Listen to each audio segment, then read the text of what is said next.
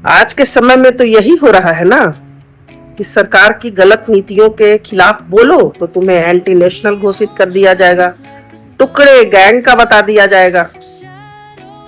तो भाई, हम प्रजातंत्र में जी रहे, सवाल करना सरकार से हमारी मजबूरी है। अगर हम इस तरह से सरकार के हाथ में सभी कुछ दे दे, अपनी स्वतंत्रता तक सरेंडर कर दे, तो फिर कहीं भी कंट्रोल जो है वो हमारे हाथ में नहीं रहेगा। हमें इस तरह से डर डर के जीना पड़ रहा है कि सरकार सही करे या गलत, हमें तारीफ ही करनी है। तो ये सोच लो कि सरकार हमें हमारे ऊपर शासन कर रही है या हम सरकार के ऊपर शासन कर रहे हैं। सरकार तो बन के आई थी कि वो जनता का ख्याल रखे, ना कि जनता को कंट्रोल करे। समस्याएं इतनी बढ़ गई हैं, बेरोजगारी, किसानों की समस्या, महंगाई,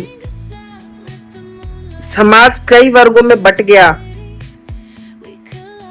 प्रेस का control, court control, vote control, कितने सारे प्रॉब्लम्स हो गए हैं।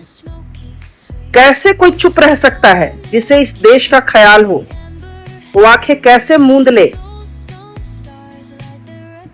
तो जो भी देश की फिक्र कर रहा है, सही मायने में उसके रूट में जाकर देश को बचाने की कोशिश कर रहा है, उसे तुम एंटी नेशनल, देशद्रोही बोल दे रहे हो। और खुद जो सिर्फ मोदी की भक्ति कर रहे हो, वो तुम्हें जैसे नचा रहा है, बंदर की तरह नाच रहे हो, तुम आकर उनको गालियां देने लग रहे हो कि तुम देशद्रोही हो, टुकड़े टुकड़े गैंग के मेंबर हो। हाँ, तुम ही बताओ कि देशभक्त कौन है? जो देश को बचाने की कोशिश कर रहा है या देश को ऐसे बिखरते देख रहा है और फिर भी खुश है?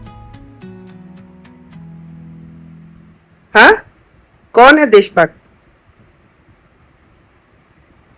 मोदी भक्त देशभक्त है या वो लोग देशभक्त है जो इसकी समस्याओं का समाधान चाहते हैं?